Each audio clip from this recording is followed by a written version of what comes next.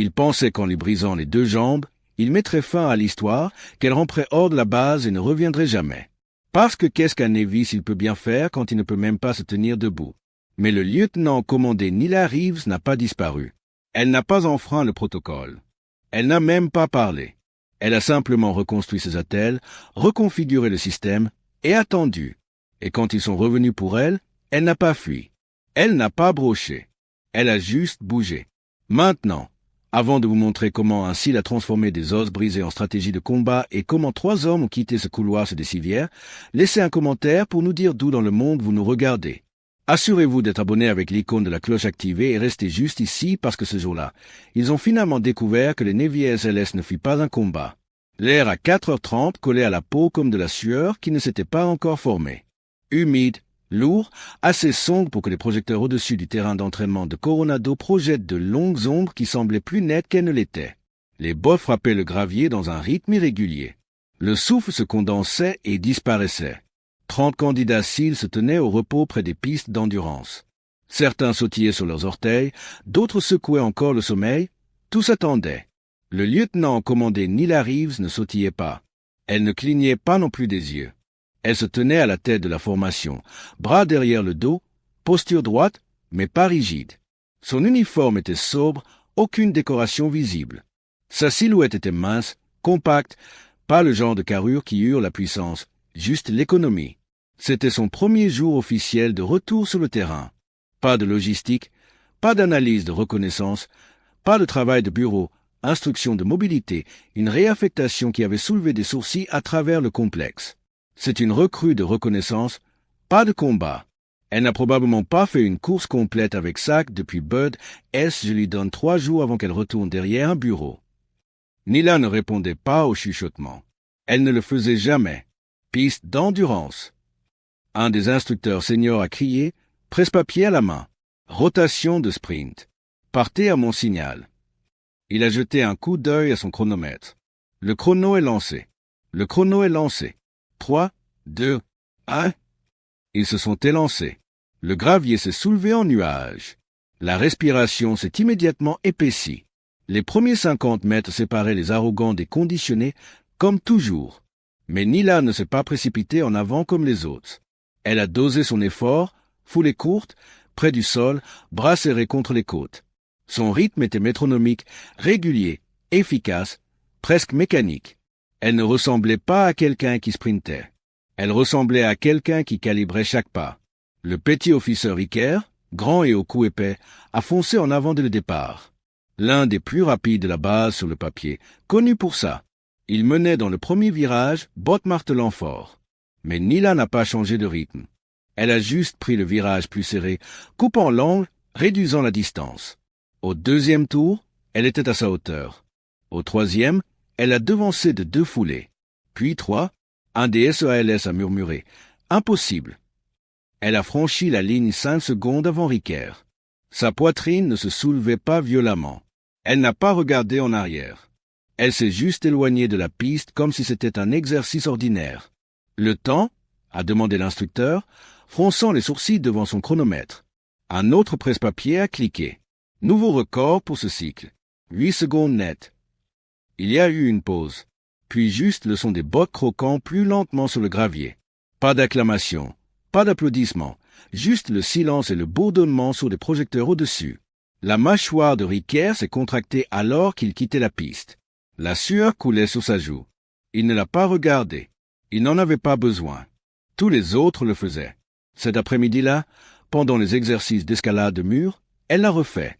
5 secondes en dessous du record établi. Aucun mouvement gaspillé. Juste pied gauche, pied droit, tirer, accrocher, franchir le sommet, par-dessus et en bas avant que la plupart n'aient même calé leurs mains. Au dîner, la moitié de l'unité avait déjà perdu de l'argent sur des paris qu'ils n'auraient pas dû faire. Elle ne s'est assise avec personne aux messes. Elle mangeait seule, non pas par exclusion, mais par concentration. Plateau devant elle, fourchette se déplaçant méthodiquement. Elle ne regardait pas autour d'elle, n'accusait pas réception des regards. Alors que les plateaux s'entrechoquaient et que la tension s'épaississait dans l'air, Ricker est passé derrière sa table. Il ne s'est pas arrêté, n'a pas parlé fort, a juste murmuré assez bas pour qu'elle entende et personne d'autre. Elle peut courir vite jusqu'à ce qu'on la fasse ramper. Nila n'a pas tourné la tête. Elle a juste continué à manger, coupant ses carottes vapeur avec la même précision qu'elle avait utilisée sur le parcours. Le mess était plus bruyant que d'habitude ce soir-là. Les fourchettes raclaient les plateaux, les gobelets en plastique cognaient contre les plateaux en acier. Les conversations se superposaient en un bourdonnement constant. Certaines à propos du poids des munitions, d'autres à propos de la permission du week-end. La plupart à propos d'elle. Elle court, ça ne veut pas dire qu'elle se bat. Ce sprint était un coup de chance. Regardez-la s'épuiser demain avec du poids. Au centre de tout cela était assis le petit officier Ricker. Posture décontractée, bras étendus largement, bottes posées sur une chaise vide comme s'il possédait l'endroit. Son équipe le flanquait. Bishop, Crane, Doran, tous de la même rangée de baraquements. Tous souriants comme s'ils avaient déjà gagné quelque chose.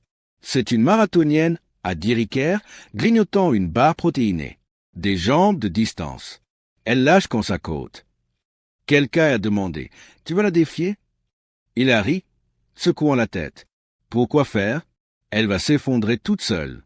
Le parcours lesté de demain va la casser comme une brindille. Quelques autres ont hoché la tête.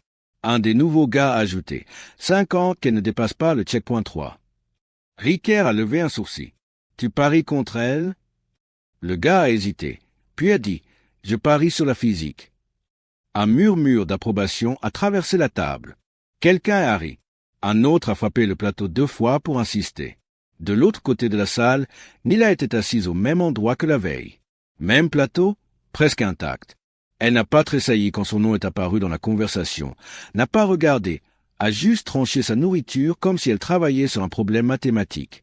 Sa colocataire de chambrée, une première année discrète nommée Lasky, s'est glissée sur le siège à côté d'elle sans demander. « Ils prennent des paris sur toi maintenant », a-t-elle dit, voix basse. Nila a pris une gorgée d'eau. « Sur quoi ?»« Le parcours d'obstacles. Sac lesté. Ils pensent que tu vas abandonner. » Nila n'a pas réagi. « Et toi ?» Lasky a haussé les épaules. « Je pense qu'ils n'aiment pas être battus par les mathématiques. »« Battus. Ils ne pardonnent pas l'embarras ici, tu sais. » Nila a légèrement hoché la tête. « Alors ils devraient arrêter de le mériter. » Le lendemain matin, elle est arrivée au parcours avant les autres. Sans fanfare, juste un sac de 50 livres sanglé uniformément sur ses épaules, bottes lacées serrées, genoux doublement enveloppés sous son pantalon. Elle se tenait sur la ligne de départ, mains détendues sur les côtés, respirant lentement et régulièrement. L'équipe de Ricker est arrivée derrière elle, plus bruyante cette fois, confiante. « Bonjour, madame. » L'un a dit avec un salut moqueur. « Besoin d'aide pour soulever ça ?» Elle n'a pas répondu. Elle s'est juste placée sur la ligne et a attendu le signal. Le parcours était brutal par conception.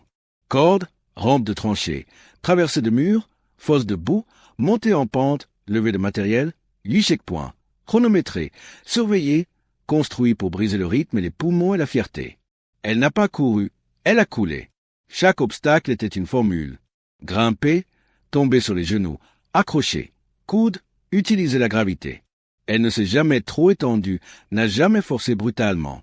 Elle synchronisait sa respiration avec le transfert de poids, l'appui, le grain sous ses bottes, l'efficacité sur la force, les angles sur l'agression. Au checkpoint 3, où il disait qu'elle s'effondrerait, elle a roulé son épaule, ajusté sa sangle de poignet et a continué sans s'arrêter. Au checkpoint 6, les chuchotements s'étaient tus. Elle a terminé avec 32 secondes restantes sur le chronomètre. Quand elle est sortie du parcours, elle n'a pas regardé en arrière. Elle n'en avait pas besoin. Le silence derrière, elle en disait assez. Elle a délacé ses bottes au bord de la piste. Calme, posée, comme hier. Elle n'a pas souri. Elle n'en avait pas besoin. La base était plus calme la nuit après l'extinction des feux. Seul le bourdonnement des projecteurs demeurait, bas, constant, comme un moteur refusant de se reposer. Nila a fini de verrouiller la dernière cage d'équipement près du dépôt d'approvisionnement. Son souffle formait de courtes bouffées de vapeur dans l'air frais. La cour sentait le métal et l'huile, comme toujours après une longue journée d'exercice. Elle était à mi-chemin sur le gravier quand elle a entendu des pas derrière elle. Pas pressé, pas prudent, juste confiant. La voix de Ricker a suivi, légère et moqueuse. « Vous travaillez tard, lieutenant. Je ne vous aurais pas prise pour le genre bûcheuse. » Nila se retournait lentement, Colonne vertébrale droite. Je sécurisais juste ce que vous avez laissé traîner. 3 autres se tenaient derrière lui, à moitié dans l'ombre, Bishop, Crane, Doran, tous avec ce regard. Celui qui commence par l'amusement et finit dans quelque chose de plus sombre. « Détendez-vous » a dit Ricker, s'approchant. « Nous sommes juste là pour parler. » Nila n'y croyait pas. L'espace entre le mur de l'armurerie et les rayonnages d'approvisionnement était un angle mort. Pas de caméra, pas de témoin. Elle le savait parce qu'elle avait vérifié plus tôt. Elle a reculé d'un pas, stabilisant sa position. Alors parlez. Crane a souri.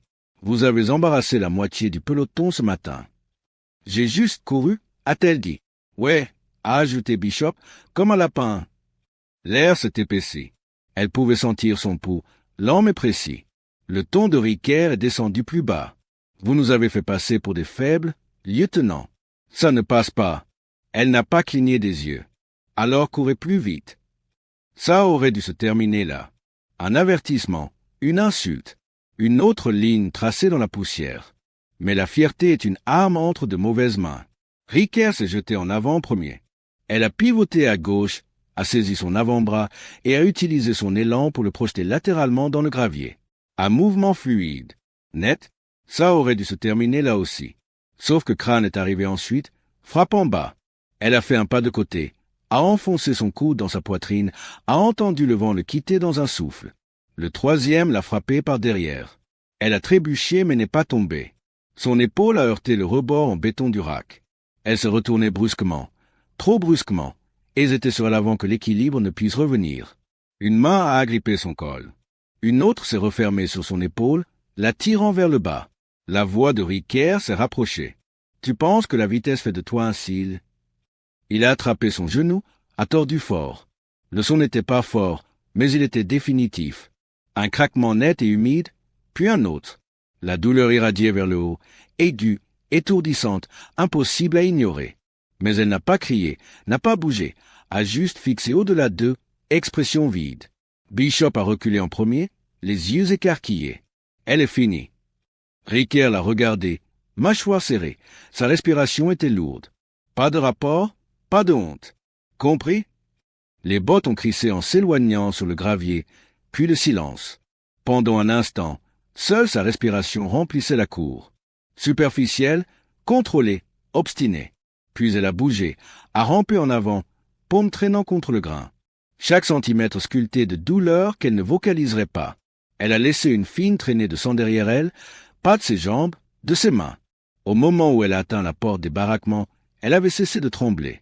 Elle n'avait pas crié une seule fois. La lumière de l'infirmerie a vacillé une fois avant de se stabiliser. Nila était assise droite sur le bord du lit de camp, mains jointes sur ses genoux, jambes attachées dans des attelles en fibre de carbone de la cuisse à la cheville. Elle n'avait pas demandé quel était le diagnostic. Pas besoin. Elle avait senti les os céder. De l'autre côté de la pièce, le commandant Holstrom l'observait en silence. Il était Navy de carrière, grand, mince, cheveux sel et poivre tirés serrés sous sa casquette. Il avait lu son dossier une douzaine de fois avant ce moment. Connaissait ses citations. Son grade, sa décennie avec Dave Grohl avant qu'elle ne soit mutée à Coronado comme instructrice. Mais les dossiers ne vous préparaient pas à ça, surtout pas à la façon dont elle le regardait maintenant.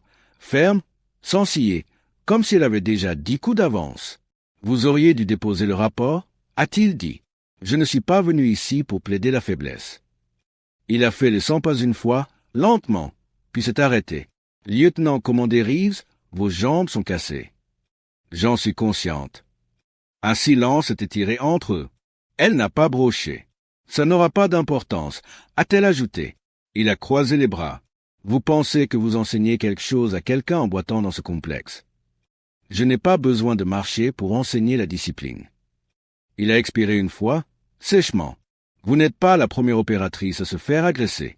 Mais les SEALS ne fonctionnent pas sur des vendettas personnels. Je ne dépose pas de plainte. » Le sourcil de Holstrom s'est levé. « Pourquoi ?» Nila a légèrement incliné la tête. « Parce que je sais déjà ce qu'ils craignent le plus. » Il n'a pas répondu, elle a continué. « Ils craignent l'exposition, bien sûr, mais plus que ça, ils craignent une femme qui revient, qui ne rentre pas dans le protocole, qui n'a pas besoin d'une enquête pour se souvenir des noms. » Il l'a regardée comme s'il ne savait pas s'il devait la réprimander ou la saluer. Reeves, a-t-il commencé, mais elle a levé une main. Pas grossièrement, juste clairement. J'ai besoin de 7 jours, a-t-elle dit. C'est tout. Pour faire quoi? Sa voix n'a pas monté. Pour finir ce que j'ai commencé. Holstrom l'a étudié longuement. Vous réalisez à quoi ça ressemble. Ce n'est pas de la vengeance. Il n'a pas répondu. J'ai déjà gagné, a-t-elle dit doucement. Ils ne le savent juste pas encore. Les lumières bourdonnaient au-dessus. Après une longue pause, Holstrom s'est dirigé vers l'armoire, a retiré un dossier et l'a jeté sur la table à côté d'elle. Bien, a-t-il dit. 7 jours. Vous êtes en congé médical. Nila n'a pas bougé. Ce n'est pas ce que j'ai demandé. Il a fixé. Je veux l'accès au stand de tir. Heure creuse, supervision minimale. Vous ne pouvez pas vous tenir debout. Elle a levé les yeux. Je n'ai pas besoin de le faire. Holstrom a laissé échapper un souffle bas. Et quand le conseil demandera où j'étais quand vous êtes retourné en boitant dans une baie de combat, vous direz que je me rétablissais seul. Il a étudié, puis a lentement hoché la tête. Vous avez une semaine, Reeves. Ensuite, je dois mettre tout ça par écrit. Elle a hoché la tête. Vous n'aurez pas besoin de le faire. Alors qu'il se tournait pour partir, il s'est arrêté à la porte. Pourquoi pas? Nila n'a même pas levé les yeux. Parce qu'ils l'écriront pour vous. Il disait que le stand de tir était fermé pour maintenance. Il n'avait pas tort. À 2 heures, personne ne vérifiait. Pas de registre sur presse-papier, pas d'exercice programmé, juste l'écho de poulies métalliques, le grattement sec de sacs de sable traînés sur le béton et le coup sous-répété de frappes de coude sur un mannequin suspendu. Le lieutenant commandé Nila Reeves bougeait comme si la gravité était optionnelle. Elle ne pouvait pas courir. Elle ne pouvait pas s'agenouiller, mais elle avait mémorisé chaque centimètre carré de la baie de réflexe 3 avant même que la semaine ne commence. Et maintenant, elle l'a transformée en sa propre salle de guerre. Les attelles qui verrouillaient ses genoux en place avaient été modifiés. Pivots internes renforcés, plaques d'absorption des chocs. Elle avait éventré un vieux harnais halo pour l'équilibre du poids et cousu le cadre dans un gréement à sangle basse qui reposait à ras de ses hanches. Pas de rotation de cheville, pas de propulsion de pas limitée, mais elle n'en avait pas besoin. Elle pivotait avec le haut de son corps en contrebalançant sur une béquille. Et chaque frappe venait de la torsion du tronc, pas de l'effet de levier des membres. Wham! Goum! Wham! La sueur coulait de sa tempe. Son avant-bras droit saignait. Une égratignure superficielle d'avoir raté le retour du sac il y a 15 minutes. Elle n'avait pas bronché à ce moment-là non plus. La clé n'était pas la force, c'était le timing. Elle avait cartographié l'acoustique de la baie de mémoire, chronométré chaque respiration, chaque pas, chaque rebond de caoutchouc sur les tapis muraux en mousse. Si elle pouvait intercepter le chargement d'un tireur vivant à 10 pieds les yeux bandés, elle pouvait anticiper une charge centrale d'un stagiaire. À sa 50e frappe, sa béquille droite a émis un tremblement d'avertissement. Une vis s'était desserrée. Elle s'est arrêtée, a réinitialisé, l'a resserrée avec une lame utilitaire de sa ceinture, puis s'est relevée. Pas une fois elle n'a vérifié le miroir. Pas une fois elle n'a revu les images. Elle ne se préparait pas pour les applaudissements. Elle se préparait pour l'interruption. Derrière la porte en acier, une légère paire de pas s'est approchée.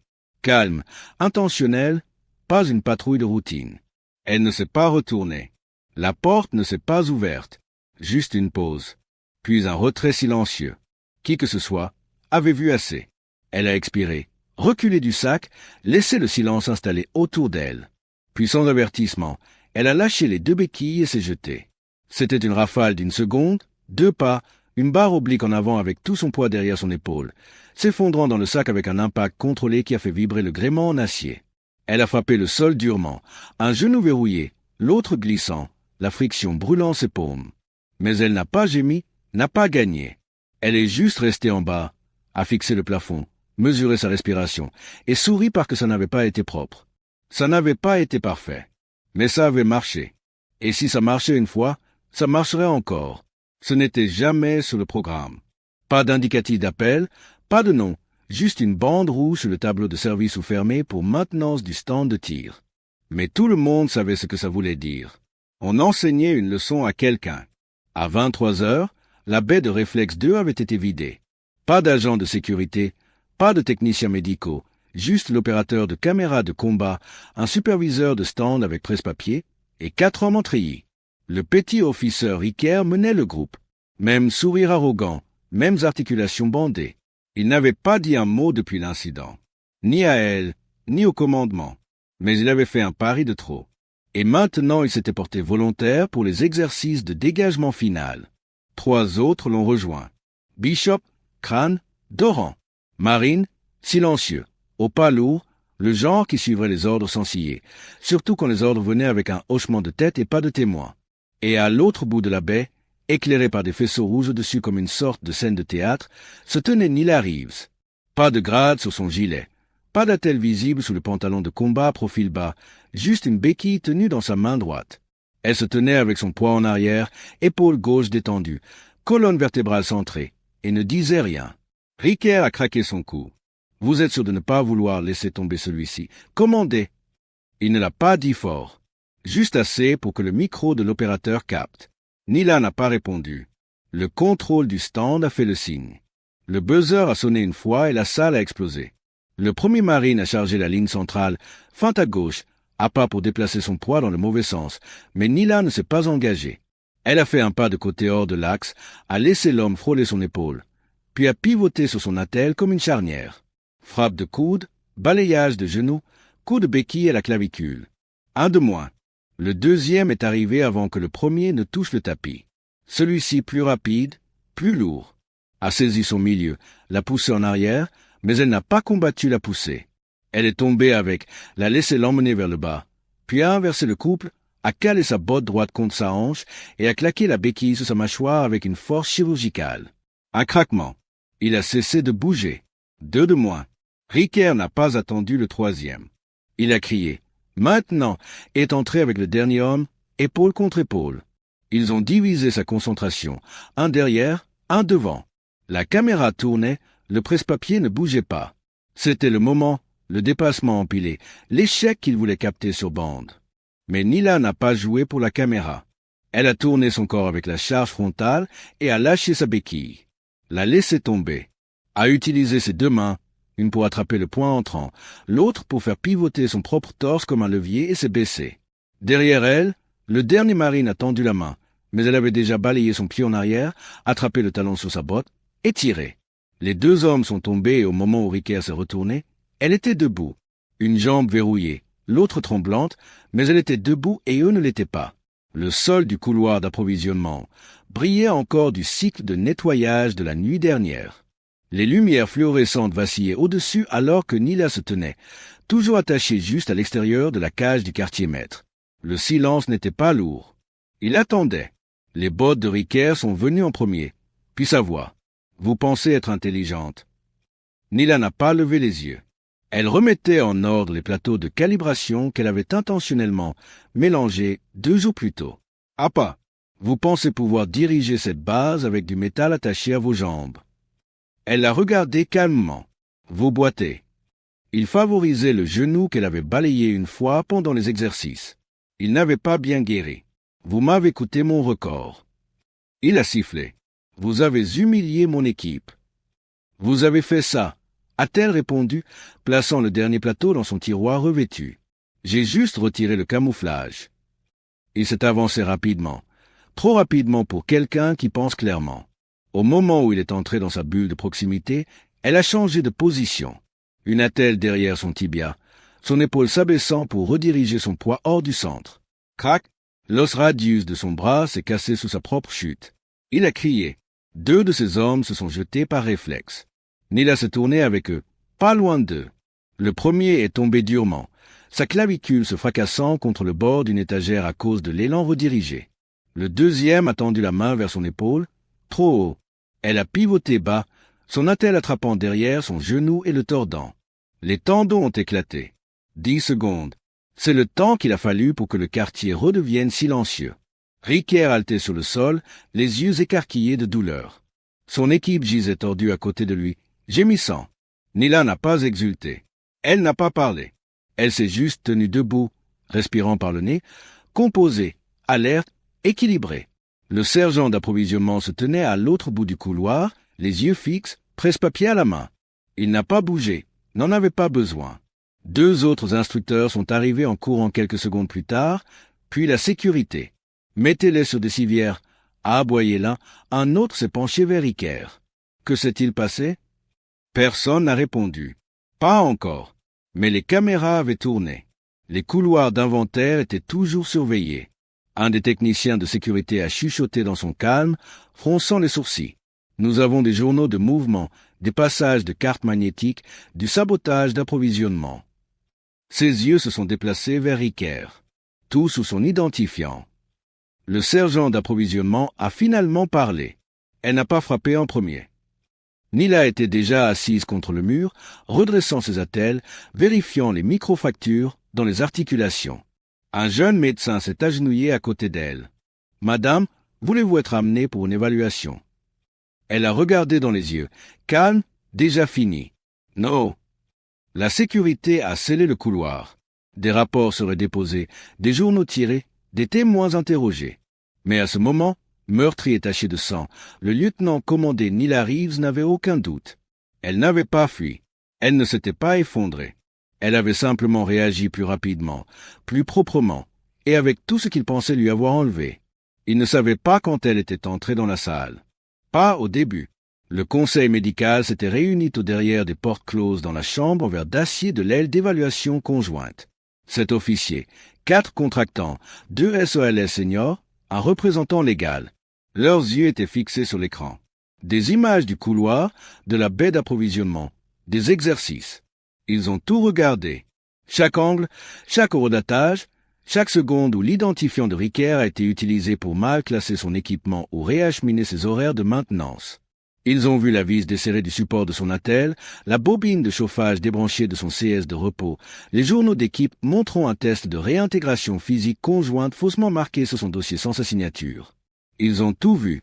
Et pourtant, quand elle est entrée, silencieuse, soutenue par ces mêmes attelles de genoux en titane qu'ils avaient tous signés comme insuffisantes, ils ont détourné le regard sauf un.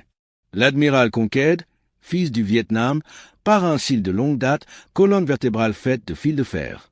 Il a croisé ses yeux. « Lieutenant commandé Reeves, a-t-il dit calmement, nous n'attendions pas votre présence à cette session. » Nila est restée immobile. « Vous auriez dû. » Pas d'excuses, pas de menaces, juste une déclaration. Conquête s'est penché en avant. « Croyez-vous que vos actions d'hier qualifient de réponse contrôlée? » Oui. Vous avez neutralisé 3 officiers. 2 nécessiteront une chirurgie. Ils ont attaqué une opératrice blessée avec intention. Le conseiller juridique s'est éclairci la gorge. Les images le confirment autant. Les doigts de Conquête ont tapé la table une fois. Nous avons examiné la clause de silence. Nous savons que Riker a poussé pour cela. Nila a hoché la tête. Les autres aussi. Et ça l'a protégé jusqu'à ce que ça ne le protège plus. Voulez-vous une réintégration? A demandé un autre membre du conseil. Parce que votre dossier, si cela va à un examen de commandement. Je ne veux pas de réintégration, a-t-elle dit. Ils se sont arrêtés. Conquête l'a étudié. Alors pourquoi êtes-vous ici? Elle s'est avancée, les attelles cliquant légèrement alors qu'elle supportait son poids. Parce que vous êtes en train d'écrire un rapport maintenant qui définit non seulement ce qui s'est passé, mais ce qui aurait dû se passer. Elle a posé un dossier sur la table. À l'intérieur, des impressions de journaux d'incidents, des images de maintenance privée, des preuves de sabotage d'équipement. Et une dernière page, une transcription d'une conversation chuchotée entre les membres de l'équipe de Riker, capturée par accident sur le micro en direct d'un placard d'approvisionnement. Ne vous inquiétez pas, disait une voix. Elle ne ripostera pas. Elle ne peut pas. La salle est devenue complètement immobile. Conquête a pris la dernière page. L'a lu. Quand il a regardé Nila à nouveau, sa voix était plus douce. « Que voudriez-vous que nous fassions ?» Elle a regardé fermement. « Rien pour moi. Dites juste la vérité. Cette fois, dites-la pendant que je suis encore debout. » Personne n'a parlé, mais lentement autour de la table, un par un, ils ont commencé à hocher la tête. Elle n'a pas demandé vengeance. Elle n'a pas exigé de grade. Elle n'a même pas corrigé le dossier. Elle est entrée dans une salle construite pour enterrer la vérité et les a fait la dire. Le soleil s'est levé net sur le bord de la base à 6h30. De longues ombres s'étendaient sur les terrains de parade en gravier. Les bottes bougeaient plus délibérément que d'habitude. L'énergie avait changé. Moins de bruit, Moins de blagues, le genre de calme qui ne venait pas des heures tranquilles, mais de quelque chose récemment corrigé. Le lieutenant commandé Nila Reeves a marché le sentier du périmètre extérieur seul. Même posture que toujours, dos droit, regard ferme, main repliée derrière le bas du dos. Pas de faste, pas d'entourage, pas de métal épinglé sur sa poitrine. Mais ceux qui la croisaient, ceux qui avaient vu ce qui s'était passé, se tenaient un peu plus droit maintenant, non par peur, mais par reconnaissance. Un jeune marine, peu familier avec elle avant cette semaine, a offert un hochement de tête discret depuis l'allée opposée. Nila n'a pas cassé sa foulée, mais l'a rendu par un regard, juste assez pour dire « Tu apprends ». Depuis l'allée des baraquements, le petit officier Avery l'a rattrapé, ajustant sa casquette alors qu'il s'accordait à son rythme. « Bonjour, commandez ». Elle a hoché la tête. « Avery ». Il a fait un geste vers le mess. Ils sont vraiment silencieux aujourd'hui, même les officiers. Ils retrouveront leur voix, a-t-elle dit. Espérons qu'ils les utiliseront mieux la prochaine fois. Avery a souri. Je suppose qu'ils ont finalement appris la première règle. Avery a regardé de côté. Laquelle? Il a souri plus largement. Ne jamais sous-estimer un cil. Elle n'a pas ri. Juste expiré une fois par le nez comme si le fantôme d'un sourire pourrait y vivre. Ils ont marché en silence devant le stand ouest avant qu'Avery ne se sépare. Nila a continué seul vers le bloc administratif central. À l'intérieur, Ricker était assis sur un banc à côté de la porte du personnel. Seul en uniforme, un sac de sport à ses pieds, posture d'attente, pas encore congédié, mais ne faisant plus partie de quoi que ce soit allant de l'avant. Ses yeux n'ont pas croisé les siens alors qu'elle passait, mais ses épaules se sont affaissées sous le poids de quelqu'un qui comprenait maintenant ce qui l'avait frappé. Elle n'a rien dit. Pas de hochement de tête, pas de jugement, pas de sagesse d'adieu. Il ne le méritait pas. À l'extérieur de l'aile des instructeurs, 2 nouveaux candidats sont passés. Une paire d'officiers frais juste autorisés pour l'entraînement conjoint. Ils ne connaissaient pas l'histoire. Pas encore. Mais ils ont cessé de parler quand Nila est passé, juste assez longtemps pour remarquer le silence la suivant comme la gravité. Elle est entrée dans le couloir du personnel, s'est arrêtée brièvement au tableau monté au mur et a rayé le module de terrain du matin d'un trait de stylo. Terminé. Pas de conférence, pas d'exercice. Juste la présence de quelqu'un qui avait déjà assez enseigné. Et à travers la base, le ton de la conversation changeait.